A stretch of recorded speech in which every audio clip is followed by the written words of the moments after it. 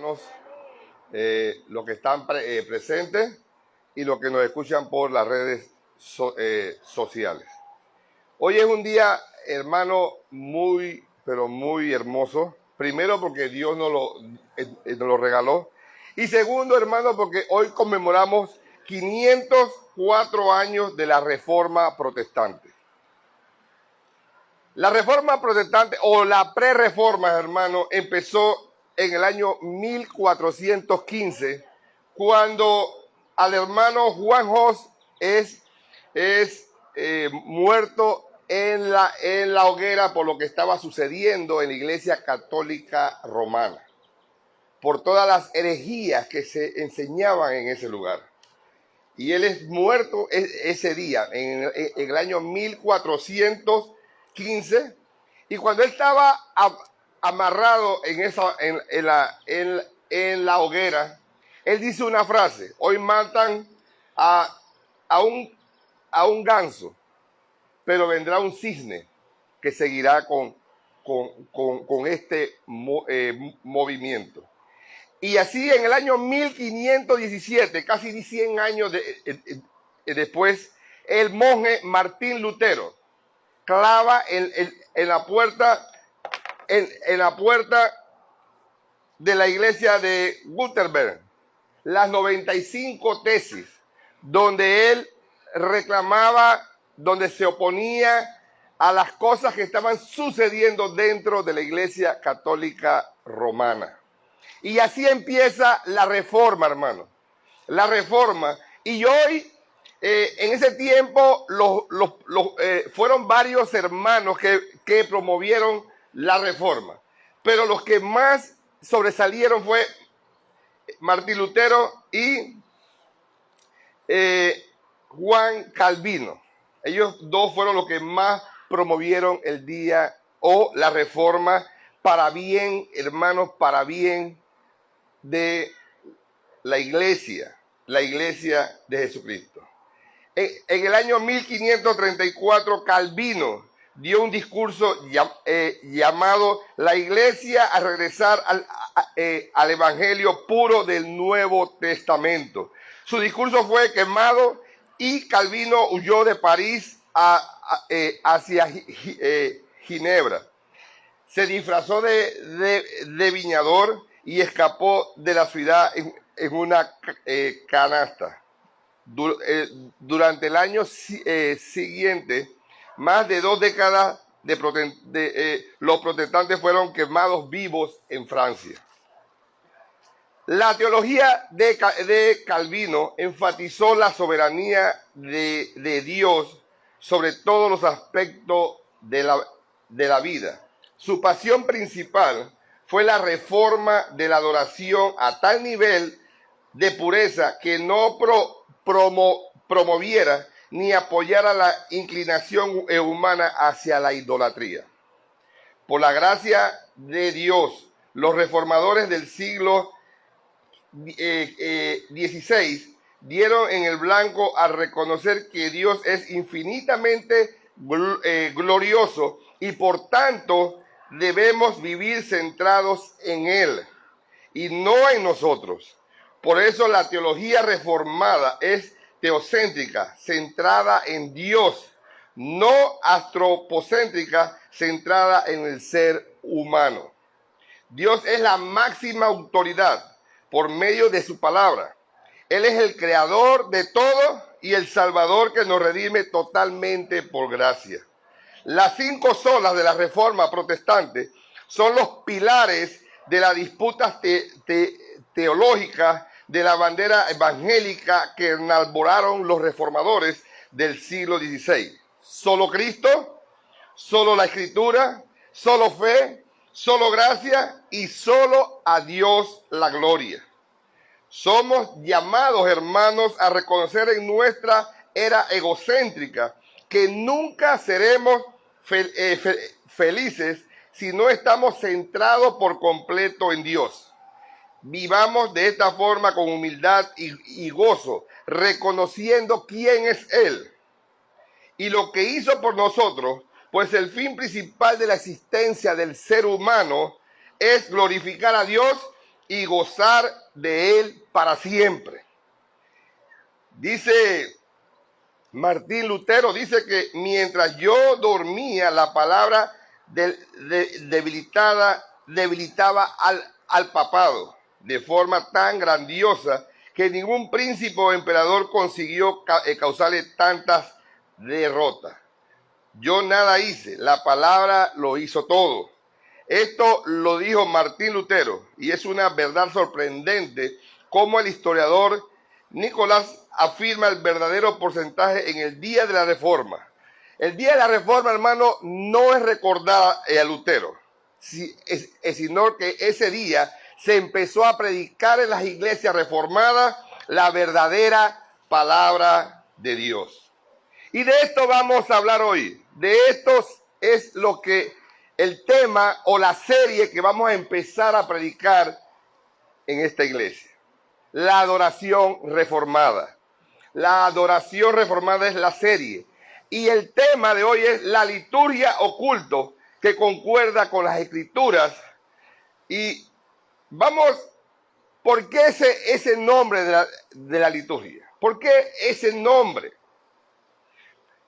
El tema de hoy, hermano, la liturgia reformada, quizás este tema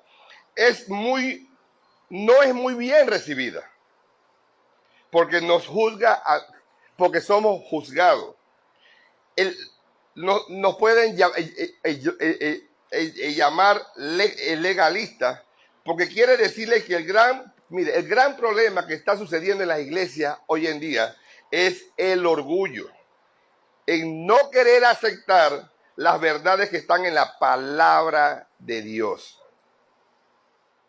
El término liturgia proviene del latín liturgi, que a la vez proviene del griego koinés, de una palabra que se llama liturgia, con el significado general que es el servicio público y con un significado literal de obra del pueblo o ayuda a los pobres, etc. Incluye también los términos que es laos, que es pueblo, y ergo, que es trabajo o obras. En el mundo helénico, este término no tenía el significado o connotaciones religiosas que tienen actualmente, sino que hacía referencia a las obras que algún ciudadano llevaba a cabo a favor del pueblo o las funciones militares o políticas, etc. En el Nuevo Testamento, donde fue escrito con griego koinés, el Nuevo Testamento, todo el Nuevo Testamento fue escrito en el griego koinés. Esta palabra de liturgia sí se ha utilizado. Como obra civil, refiriéndose a una obra civil, es mencionada 7 veces. Como culto del templo, es mencionada 5 veces, con un sentido ritual similar al culto del templo de Jerusalén, que ejerció del público la religión. Por ejemplo, las predicaciones que se hacían en las sinagogas o en las plazas. Y como tercero, también se menciona los cultos espirituales comunitarios. Se mencionan 2 veces en el Nuevo Testamento. Ejemplo, las asambleas litúrgicas que se reunían para celebrar la fe en comunidades. Estas son las 3 formas como se menciona la palabra liturgia en el griego koinés en las Sagradas Escrituras. Así que ya sabemos dónde viene la palabra liturgia y lo que esto significa, y es por eso que nuestro servicio dominical lo podemos llamar liturgia o culto, liturgia o culto. También porque es un culto público. Esto, hermano, es un culto público. El tema con este término es que lo vienen usando las iglesias católicas romanas. Y eso da un poco de temor a los evangélicos usar este término, liturgia. Ellos llaman a sus misas liturgia. ¿Ya? Por esta razón, los evangélicos temen mencionar esta palabra liturgia, por temor a que se confundan con los católicos romanos. Hay que estar muy claro que la liturgia no es una palabra católica romana, hermano. Ya se explicó la parte epistemológica de la palabra. Por otro lado, la liturgia dentro de las iglesias evangélicas ha traído muchos problemas intereclesiásticos. La liturgia, porque hay una lucha entre quienes se creen con la razón y el perfeccionamismo dentro de los cultos públicos, condenando y satanizando además cualquier cosa que no se haga igual a la propia. En otras palabras, hermanos, criticamos a las iglesias que no hacen la liturgia igual a nosotros. Y eso no se debe hacer. Debemos amar a nuestros hermanos que predican la sana doctrina, aunque la liturgia no sea igual. Creo que los dos extremos se hace daño a la iglesia de Cristo. En la mañana de hoy quiero mostrarles 3 aspectos fundamentales acerca de la liturgia reformada. Estos son el principio de la liturgia reformada. 2, los elementos que tiene la liturgia reformada. Y 3, algo que no puede faltar en la liturgia reformada: la Biblia. La Biblia. Así que veamos los principios de la liturgia reformada. Uno de los aspectos calvinistas o reformados, como se conoce hoy, más negligente en nuestro día, es el culto a Dios, hermano. Hoy hay muchas herejías dentro del culto a Dios o de la liturgia a Dios. Las iglesias están practicando cosas que no son bíblicas. El posmodernismo, centrado en la subjetividad y en la individualidad, ha influenciado en los cultos y se ha transformado, que tiene poco del verdadero culto a Dios. En otras palabras, en las iglesias se está haciendo obras de teatro, danza, liturgia y producciones multimedias.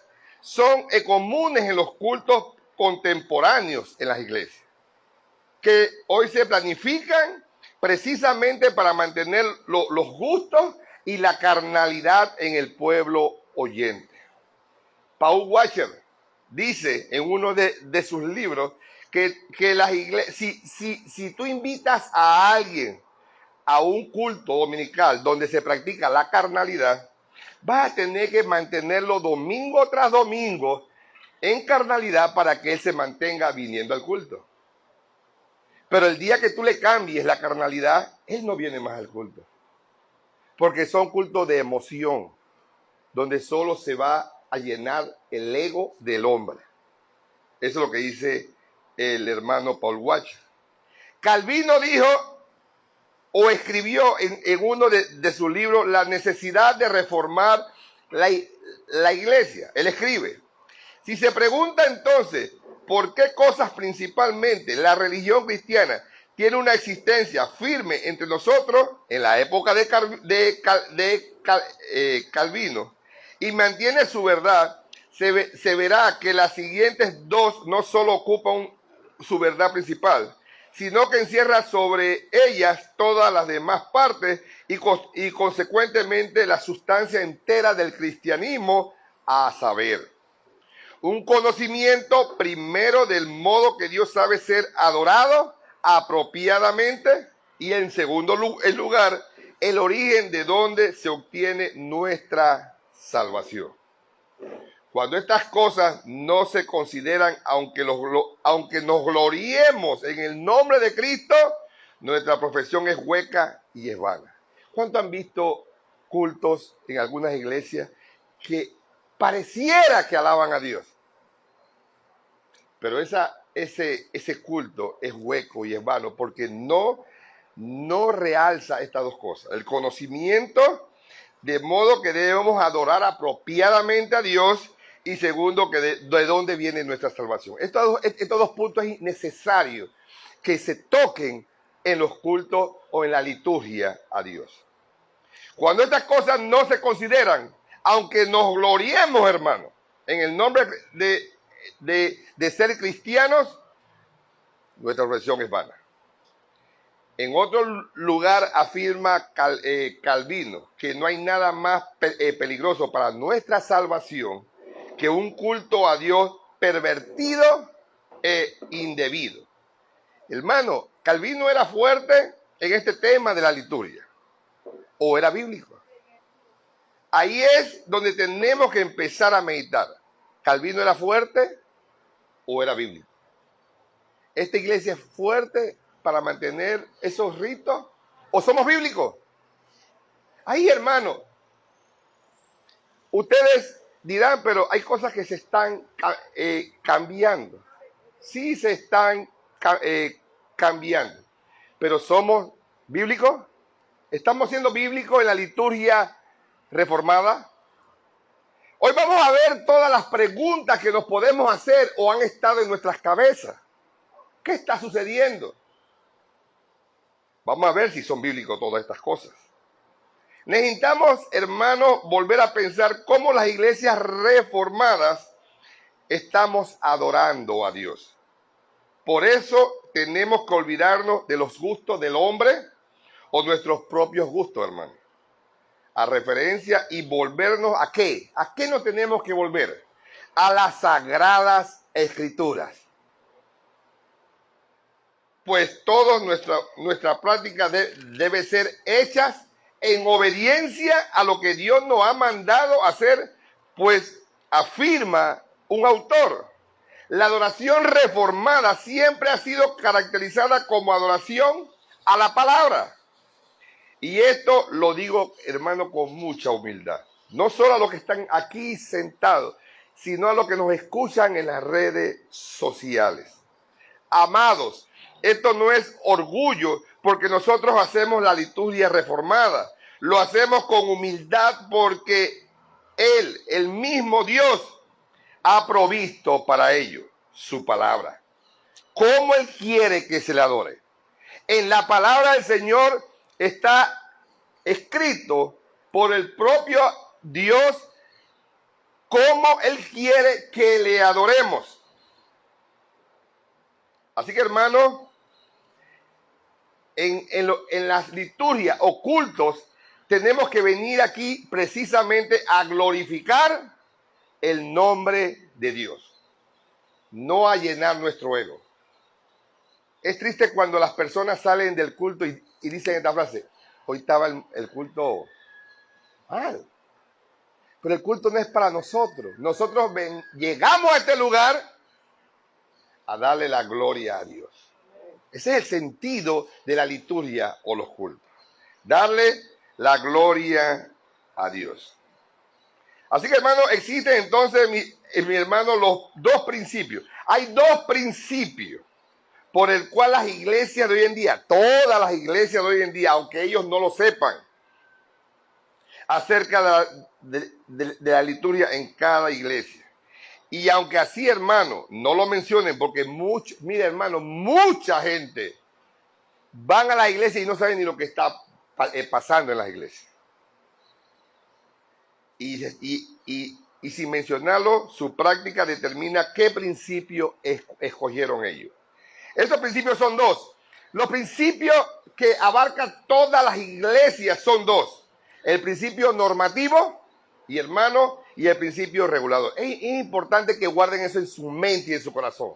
No se les olvide. Principio normativo y principio regulador. La iglesia del Maná de la Esperanza, ¿a qué principio pertenece? Hoy se van a dar de cuenta. ¿El principio normativo o el principio regulador? Dice el principio normativo. ¿Qué nos enseña este principio normativo?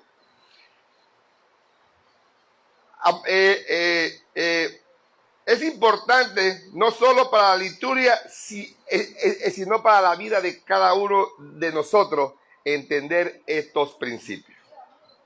Dice así, que pongan atención a lo que dice el principio normativo, que lo que no lo que no está prohibido en las Escrituras se puede hacer dentro de su liturgia oculto.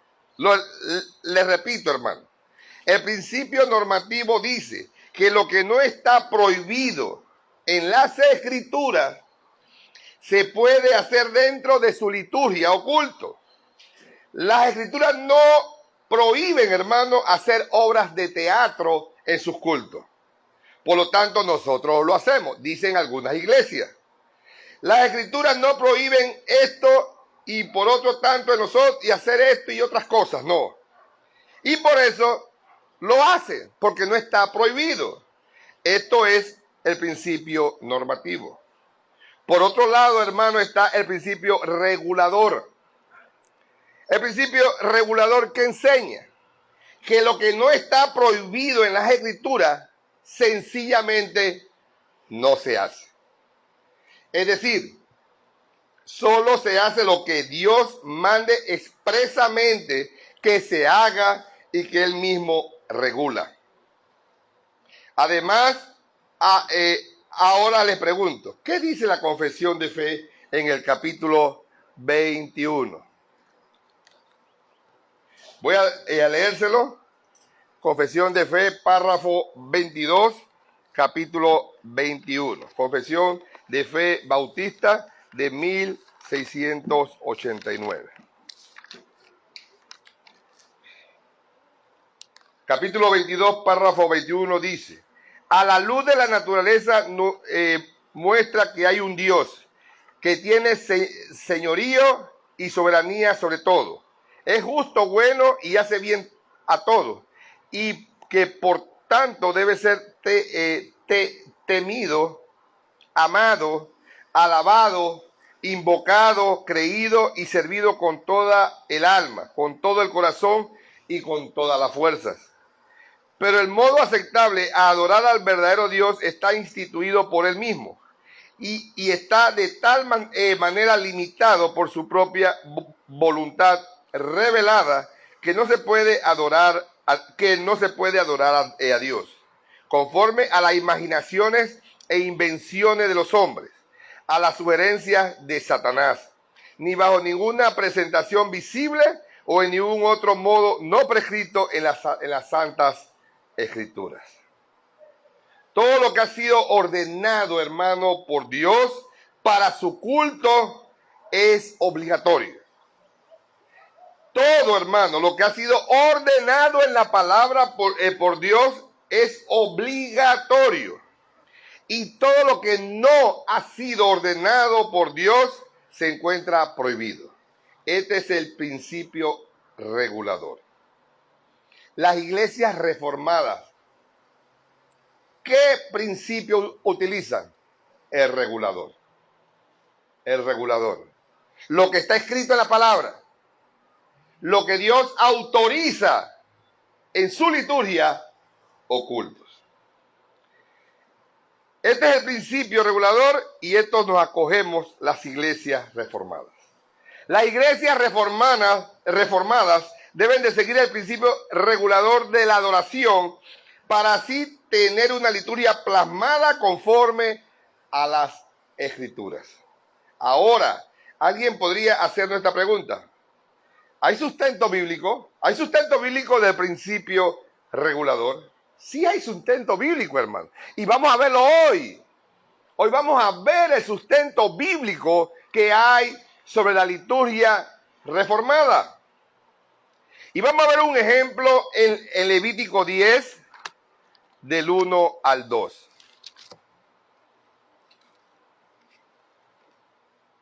Levítico 10, del 1 al 2 dice: Nabat y Abiú, hijo de Aarón, tomaron cada uno su incendiario y pusieron en ellos fuego, sobre el cual pusieron incienso, y ofrecieron delante de Jehová fuego extraño que él nunca les mandó.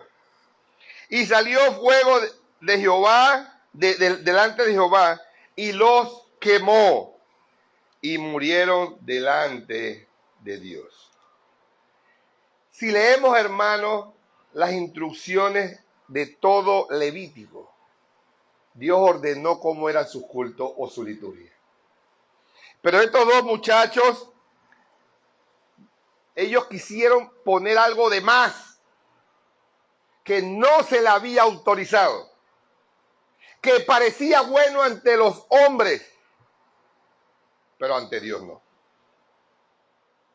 Y dice la Biblia que descendió fuego, que descendió fuego y los quemó y murieron. ¿Cuál es el pago por cambiar la liturgia o el culto? La muerte.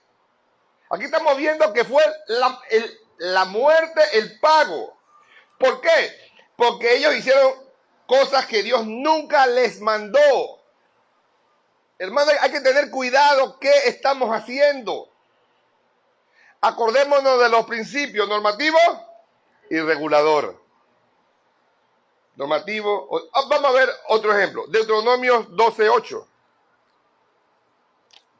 Deuteronomio 12:8. Dice la palabra. No haréis. El contexto es cuando el pueblo de Israel iba a entrar a la tierra prometida. Ese es el contexto. Y Dios le dice a ellos, no haréis como todo lo que hacemos nosotros aquí ahora. Cada uno lo que le parece. En otras palabras, cada quien va a hacer lo que le da la gana en los cultos. No hagan eso, dice la palabra. Vamos a ver ahí mismo, en el capítulo 12, vamos a ver el versículo 29 al 32. Dice así. Cuando Jehová tu Dios haya destruido todo delante de ti, las naciones donde tú vas para poseerlas, y las heredes y habites en su tierra, guárdate que no tropieces yendo en pos de ellas. Después que sean destruidas delante de ti, miren esto es importante, no preguntes acerca de sus dioses, diciendo de la manera que servían aquellas naciones a sus dioses, yo también les serviré, no harás así a Jehová tu Dios, porque toda cosa abominable que Jehová aborrece, hicieron ellos en sus dioses, pues aún a sus hijos y a sus hijas quemaban en fuego a sus dioses. Quitarás de hacer todo lo que yo te mando. No añadirás a ellos y de ellas quitarás. Aquí está el qué cosa. El principio regulador. Lo estamos viendo aquí, hermano, en el versículo 32. Cuidarás de hacer todo lo que yo te mando. No añadirás a ellos, ni de ellos quitarás. ¿Estamos viendo, hermano? Principio regulador. ¿Existe el principio regulador en la palabra? Sí. Y lo vamos a ver más adelante. ¿Qué le está diciendo el Señor aquí en Deuteronomio 12 del 29 al 32? El pueblo de Israel aún no había llegado a la tierra prometida. Pero el Señor le está diciendo, van a entrar. Pero ni siquiera pregunten qué hacían ellos. Hermano, es peligroso cuando nosotros preguntamos qué hacen los demás. Nosotros nos tenemos que guiar a la palabra de Dios. Esto me recuerda a los cajeros de los bancos. Los cajeros de los bancos, cuando practican para ser cajero en un banco, a ellos no les muestran los billetes falsos. Billetes falsos hay muchos. Si ellos se ponen a estudiar cada billete falso, nunca van a terminar. ¿Qué estudian ellos? El verdadero billete. ¿Cuál es el verdadero? Solo con tocarlo, ya ellos saben cuál es el verdadero. A ellos no les preocupan los falsos, sino aprender a conocer el verdadero. Así debemos ser nosotros, hermanos. El principio regulador, tenemos que conocer lo que Dios quiere que hagamos, no lo que no hagamos. Y por eso el Señor le dice a su pueblo, ni siquiera pregunten. Ni siquiera pregunten lo que ellos hacen. Vamos a ver otro ejemplo, hermano. Jeremías 19, del 4 al 6.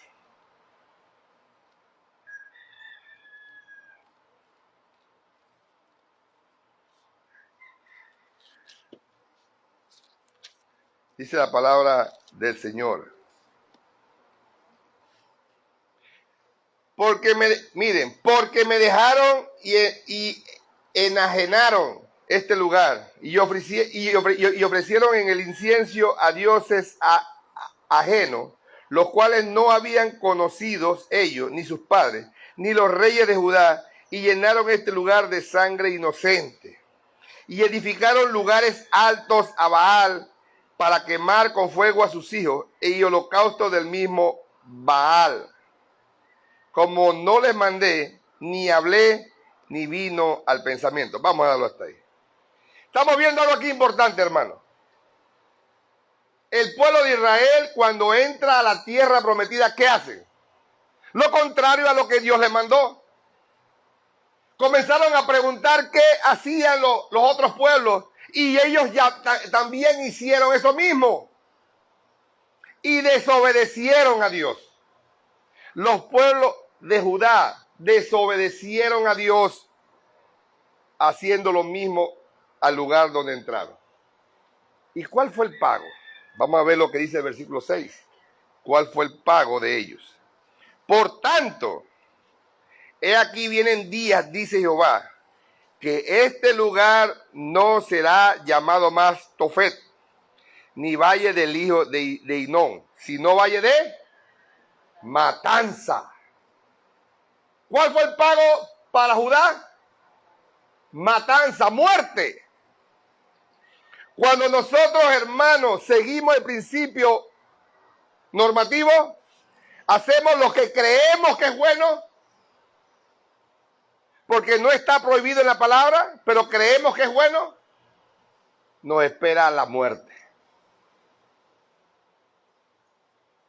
Por eso las iglesias reformadas siguen el principio regulador. Lo que está en la Biblia es obligatorio.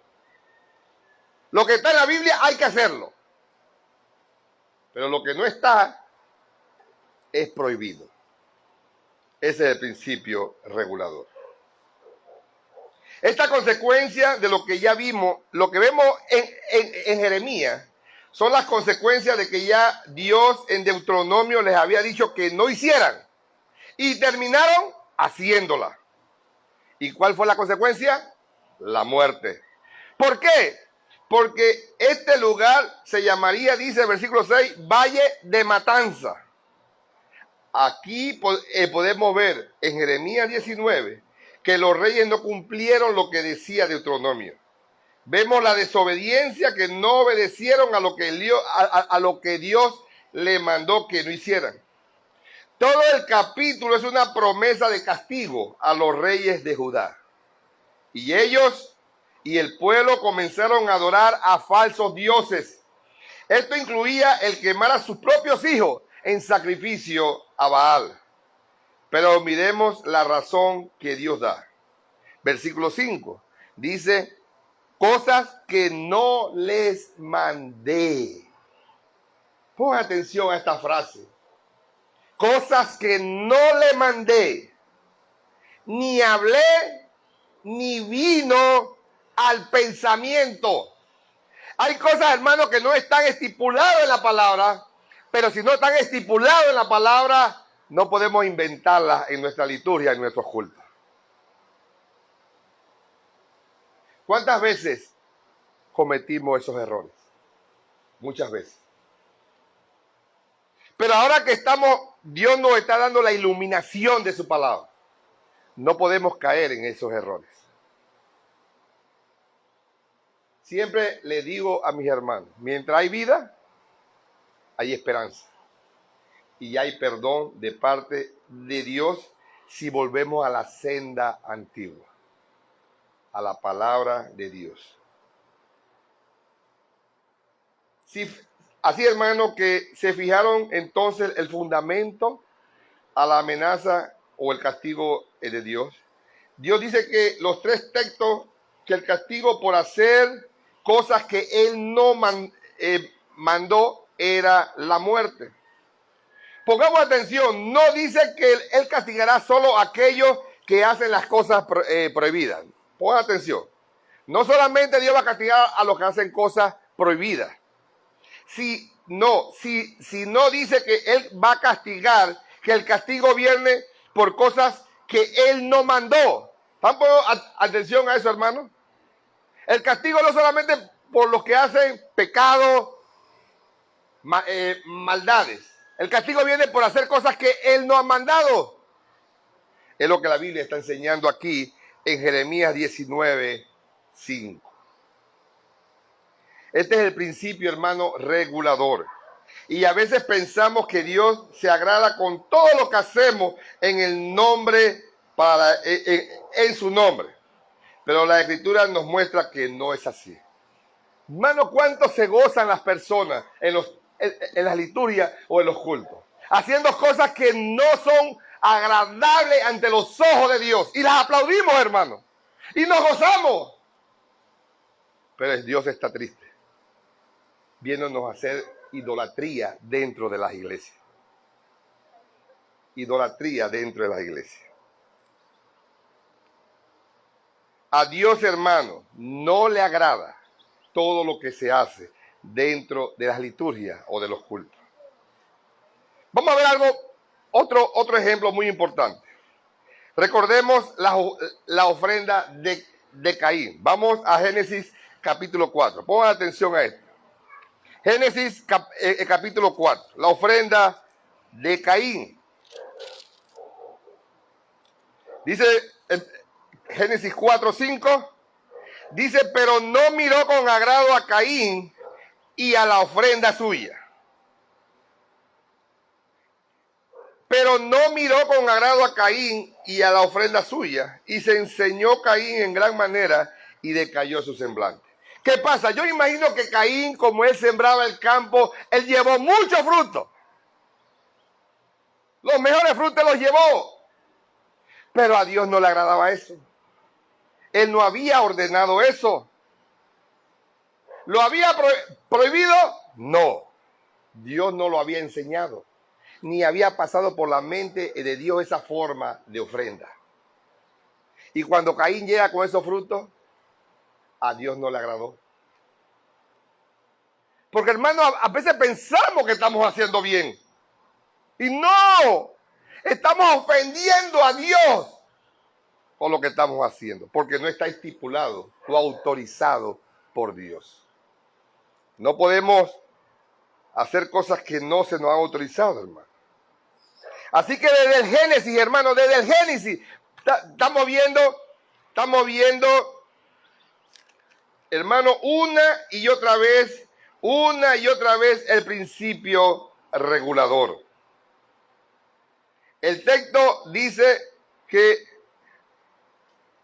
no fue agradable esta ofrenda a Dios. Podemos, hermanos, proponer varias teorías respecto a lo que sucedió en la ofrenda de Caín. Pero de algo vamos a estar seguros, que la ofrenda de Caín no le agradó a Dios. No le agradó a Dios. Alguien puede tener muy buenas intenciones en adorar a Dios, hermano. Una persona puede tener muy buenas intenciones, pero Dios no se agrada con aquello que Él no ha mandado. Tenemos que estar clarito en eso, hermano. Se lo repito. Podemos tener muy buenas intenciones, pero Dios no se agrada con lo que Él no ha mandado. Creemos que el principio regulador tiene fundamentos bíblicos. Y eso no es solo un concepto de hermanos que se quisieran que se quisieron adherir a este principio, mientras que la Biblia no nos muestra que Dios no se agrada de cosas que Él no ha mandado. Creo que Él no se agrada por cosas que inventamos nosotros mismos. Dentro de las liturgias y de los cultos, muchas cosas se inventan que no son bíblicas. ¿Están prohibidas en la Biblia? No, porque no están prohibidas. Pero no están autorizadas. Entonces no nos podemos inventar cosas, hermanos. Hermanos, Adoremos al Señor con lo que Él instituyó a través de la palabra, cómo debíamos adorarle. Aquí está la palabra, cómo debemos de adorarles. Hay otras cosas. Mire, en la Biblia encontramos muchas cosas que la gente pensó que estaban haciendo bien y estaban haciendo mal. Cosas, oraciones mal hechas, que todo eso los llevó a la muerte. Vamos a ver segunda de Samuel, un ejemplo más, porque quiero que estemos bien claros en este principio regulador. Segunda de Samuel 6. Versículos 6 y 7. Usa. Yo creo que todos han escuchado a lo que sucedió con Usa. Dice que el arca del Señor lo llevaban de los filisteos hacia Jerusalén. Y va David, el rey David, con los soldados llevando y con los sacerdotes llevando el arca. Y miren lo que sucede en el camino. Miren lo que sucede en el camino. Según Samuel 6. Cuando llegaron a la era de Nacón, Usa extendió su mano al arca de Dios y la sostuvo porque los bueyes tropezaban. Pongan atención a esto. ¿Usa iba a hacer algo malo? No. Él iba a sostener el arca. Y el furor de Jehová se encendió contra Usa. Y lo hirió allí Dios por aquella temeridad. Y cayó ahí muerto junto al arca de Dios. No estaba autorizado que Usa tocara el arca. Hermano, parecían cosas buenas. Pero fue castigado con la muerte. Porque Dios es celoso de su adoración. Dios es celoso de su liturgia, de su culto. Él es celoso, hermano. Y no podemos hacer cosas que no están autorizadas. Por lo que hizo Usa, hermano, Dios lo castigó con la muerte. Y así podemos ver en la historia de Israel, reyes como Saúl, Jeroboam, Acaz, fueron castigados por hacer cosas que no se les mandó. Ustedes pueden leerlo en su Biblia. Ahora, mis hermanos, esto no quiere decir que Dios, con su sabiduría, no utilice hombres fieles en su iglesia que con la misma sabiduría que Él provee, organicen la liturgia de tal manera que Él sea el centro de ella, porque la Biblia no nos enseña en versículos en qué orden hay que hacer la liturgia. Tenemos que hacer la liturgia como está en la Biblia, lo que Dios autoriza. Pero no hay un orden. Bueno, se va a hacer así, así, así, así. No. Para eso Dios ha provisto en las iglesias autoridades.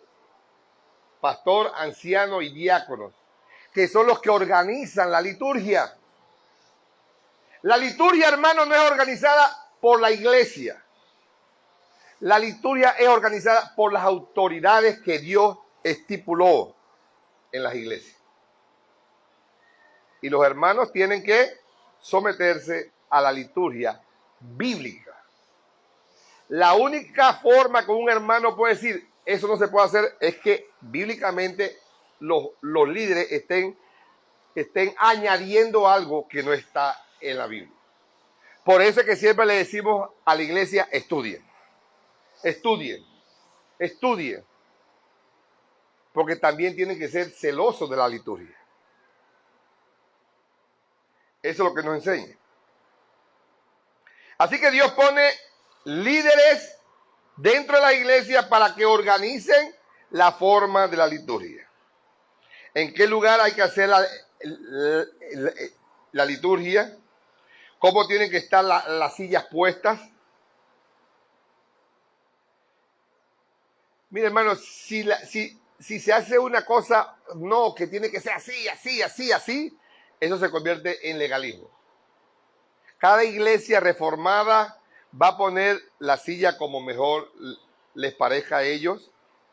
Van a hacerlo a la hora que ellos crean más correcta, pero tiene que ser en el día del Señor. ¿Cuál es el día del Señor? Los domingos. Eso no se puede discutir. Los cultos tienen que ser en el día del Señor. Los domingos, dice Hechos, en el día del Señor. Los cultos ahora, habrán otros cultos, pero el culto del domingo no puede fallar. Ese culto, hermano, no puede fallar. Así que, hermano, la Biblia no enseña eso porque no está dada para eso. La Biblia está dada para saber cómo quiere Dios su adoración. Eso es lo que la Biblia quiere, que sepamos cómo Dios quiere su adoración. Pero no dice cómo vamos a ser sentados. Eso ya le queda a sus líderes hacerlo.